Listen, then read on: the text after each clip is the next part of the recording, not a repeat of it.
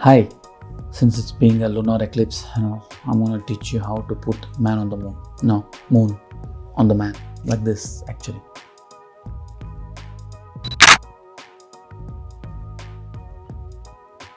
So all you need is a photo with a set of practical lights. You should have a practical light. So first of all, you take photos, put it in the Photoshop. You take the moon PNG. There are like a lot of PNGs available on the internet for free. You can take whichever you want. So I have taken this particular PNG. Since I imagine that I'll be holding moon over here in the palm of my both the hands, so I have captured the photo in exact way. I have two laptops with me, one shooting white light from here and from there, and a bright phone with me, all set to maximum brightness. And one, I was holding my phone like this, and so that the white light hit my face such a way if I am holding a object that is bright enough like a moon. So that's how I captured the image. Take the moon, scale it how much ever you want. I want it like, yeah, that's fine. Since I'm holding the moon like this, just imagine I'm holding a ball. All my fingers come in front of the ball. So I have to mask it out. Instead of me masking out each and every fingers, I did a lazy way. I erased the moon. So I basically just erased it wherever my fingers are in front of the moon of the object. It's first you have to illuminate the moon, then we'll come to the background. So duplicate the moon layer. Always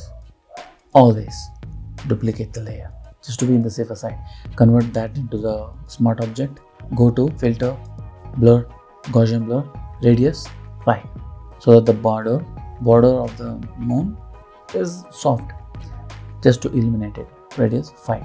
So duplicate that layer again and click the smart object, Gaussian blur. Now radius is equal to 150. See what it did to the image. It illuminates like a faded kind of effect. So duplicate it again and you will get this intensified bloom effect from the moon. Instead of just increasing the brightness or increasing the gamma, you cannot achieve this goal. You have to blur it and kind of wait it illuminates itself. We'll do it later. So once this is done, so what do you have to do before touching the background? Duplicate it exactly. Points to you, Kevin. So you have to duplicate that background layer, convert it to smart object, go to render, lighting effects, flashlights.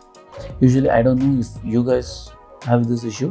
When I do that, I don't see the other layers.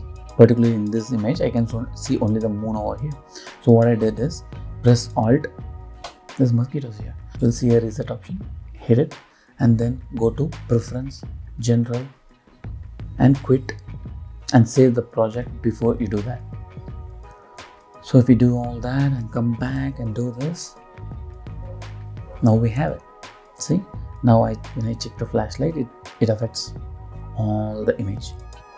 So since I have chosen flashlight and the light, just to imagine that is coming from the moon, I guess the flashlight goes around here.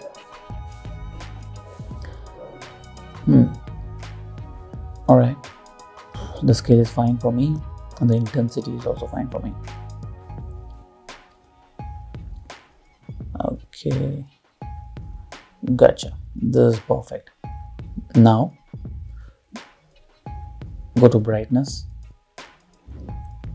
It all depends on your style. I want this brightness and also increase the contrast, just to bring it to contrast and the subject pops out. Yeah, nice.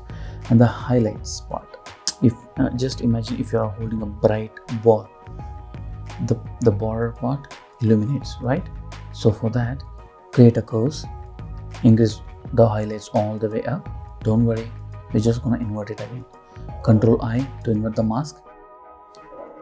Go for the brush or press B and toggle between the switch white.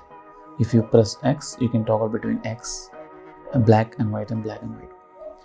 Press white, opacity 100, flow to around 5% or 10%, depends on you, and just press gently around the corner of the fingers, so that if I'm holding a bright ball, that's how my skin reacts to the particular light.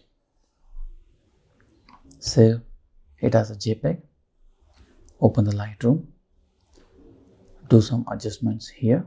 So there you go.